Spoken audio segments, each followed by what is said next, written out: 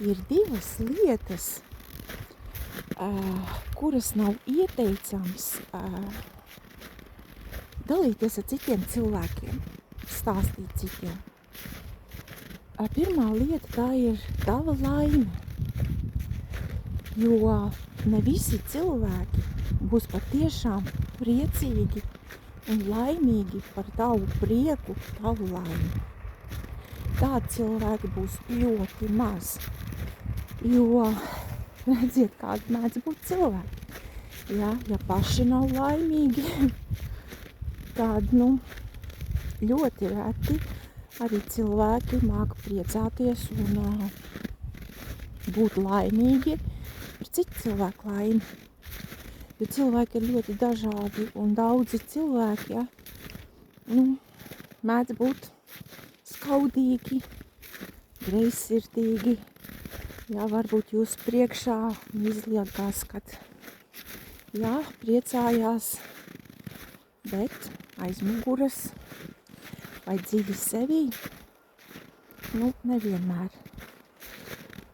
Un otra lieta ir nestāstīt, nedalīties ar savu sāpi. Jo ne visi cilvēki patiešām jutīs jums līdzi un bēdāsies kopā ar jums par jūsu sāpi. Un nebūs kopā ar jums jūsu sāpe. Šajā gadījumā arī bieži vien gadās tā, kad ir daudz cilvēku tādi, kad patiesībā priecājas par citu sāpi, citu nelaimi.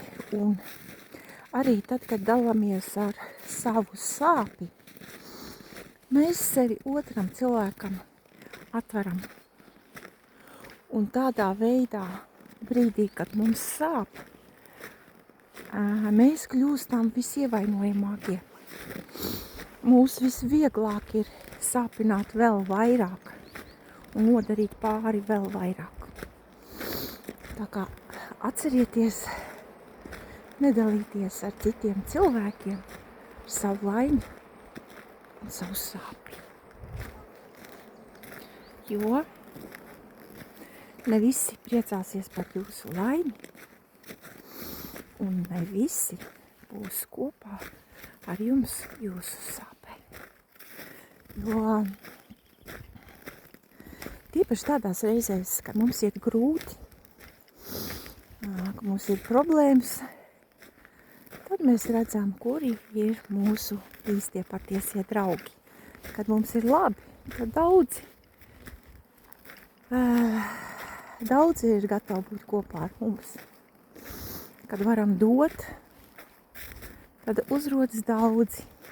Bet, kad mums ir vajadzīgi kāds patiešām draugs, tūs cilvēks, tad bieži vien tai brīdī visi pazūd kā uz burvimājienu. Nav neviena. Jūs esat novērojuši tādu kā likumsakarību, reizēs, ka tiešām gribās, lai būtu kāds, vispēkšņi kaut kur pazūd. Tā arī mēdz gadīties dzīvē. Tā kā domāju par to, mīļie, sargiet sevi.